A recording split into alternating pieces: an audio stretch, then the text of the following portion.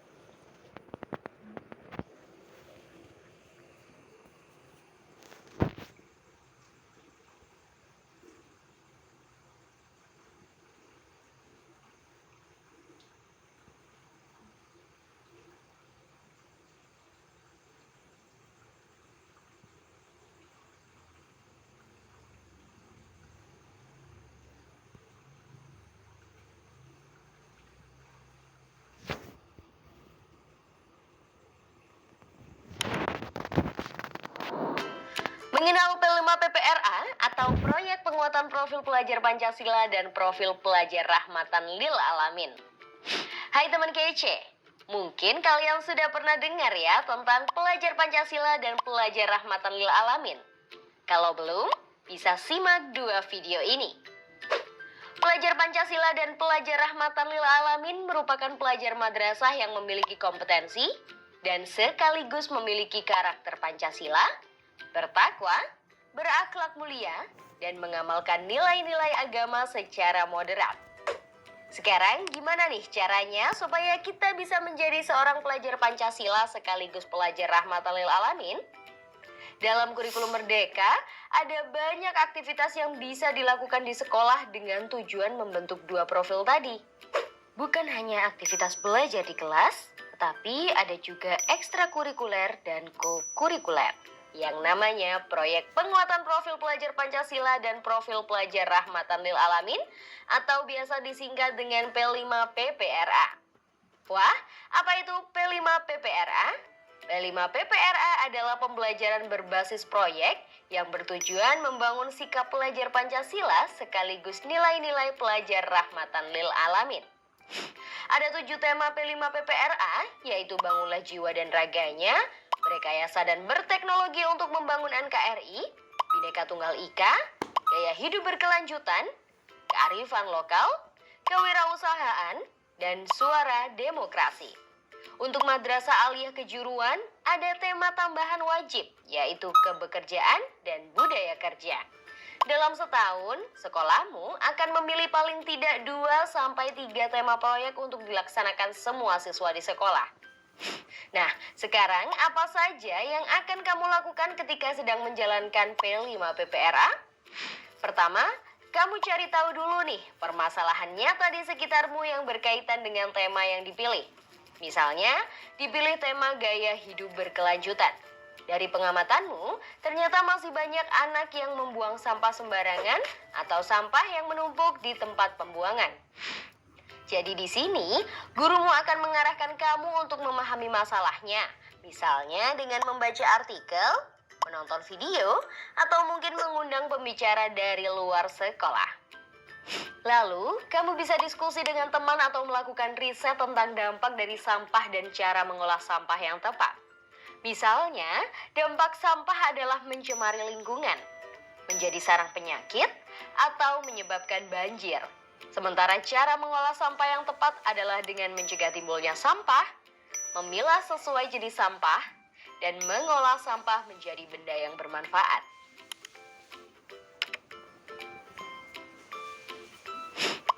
Supaya kamu bisa mengamati dan mendapatkan pengalaman secara langsung, sekolahmu akan mengatur agar kamu dan teman-teman bisa mengunjungi bank sampah, tempat daur ulang sampah, atau pameran karya seni dari sampah.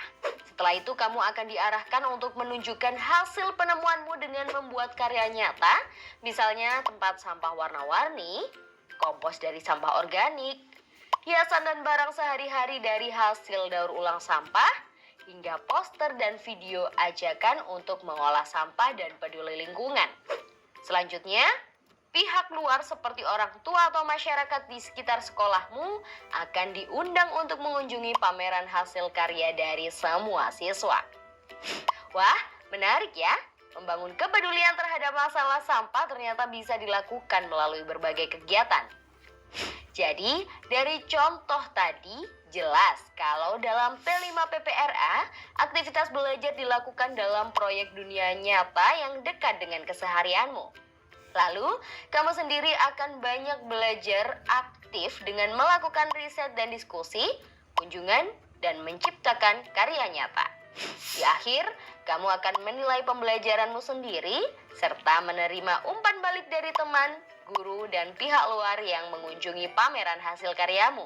Selama melaksanakan aktivitas proyek ini, kamu sendiri tentunya akan mengembangkan sikap pelajar Pancasila seperti akhlak kepada alam dan nilai pelajar rahmatan lil alamin seperti ta'adub ketika menyadari masalah sampah dan pentingnya menjaga lingkungan. Sikap bergotong royong dan nilai syura ketika diskusi atau bekerja dalam kelompok. Serta sikap kreatif dan nilai tatawur wa ibtikar ketika membuat berbagai macam karya dari sampah.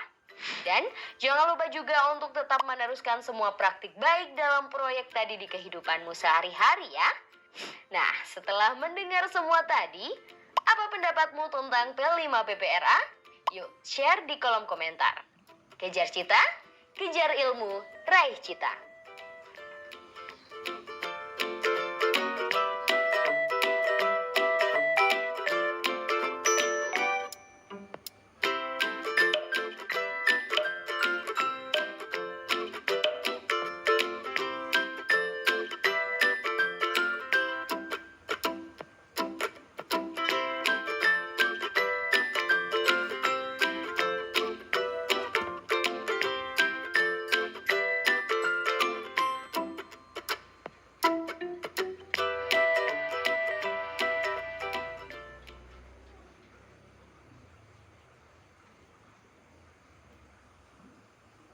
Dan profil pelajar rahmatan lil.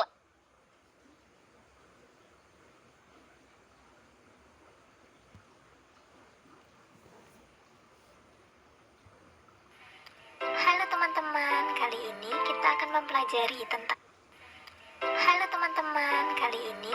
mempelajari tentang sampah dan jenisnya. Namun teman-teman, apakah sudah tahu apa itu sampah? Menurut Undang-Undang Republik Indonesia Nomor 18 Tahun 2008 tentang pengelolaan sampah, yang dimaksud sampah adalah limbah sisa kegiatan sehari-hari manusia dan atau proses alam yang berbentuk padat. Limbah ini dihasilkan manusia setiap melakukan aktivitas sehari-hari. Teman-teman tentu sering sekali melakukan aktivitas yang menimbulkan sampah, bukan? Nah, apakah kalian sudah tahu cara membuang sampah yang benar? Teman-teman harus tahu dulu jenis-jenis sampah. Menurut sifatnya, sampah dibedakan menjadi 3 jenis. Sampah organik, sampah anorganik, dan sampah B3. Sampah organik adalah sampah yang berasal dari makhluk hidup dan dapat terurai secara alami dengan bakteri. Contohnya dedaunan, kulit buah, cangkang telur, sisa buah dan sayur, sisa makanan, dan masih banyak lagi. Selanjutnya, sampah anorganik adalah sampah yang berasal dari benda yang tak hidup.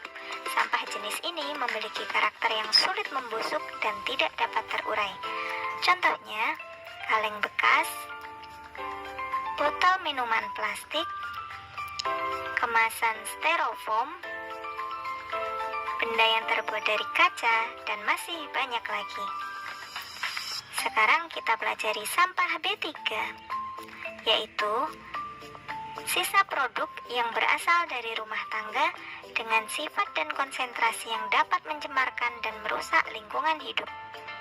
Contohnya, bekas jarum suntik, botol obat-obatan, sisa baterai, kaleng aerosol, dan sampah elektronik. Selanjutnya, menurut bentuknya, sampah dibedakan menjadi 2, yaitu sampah padat dan sampah cair. Sampah padat berupa benda-benda padat seperti dedaunan, botol, tulang, kertas, pakaian yang tidak terpakai. Sedangkan sampah cair bisa berupa limbah cair industri, oli, limbah cair rumah tangga, dan limbah transportasi. Nah, teman-teman sudah tahu kan jenis-jenis sampah? Harapannya teman-teman bisa membuang sampah pada tempatnya ya. Terima kasih untuk pembelajaran hari ini. Sampai jumpa di pertemuan selanjutnya.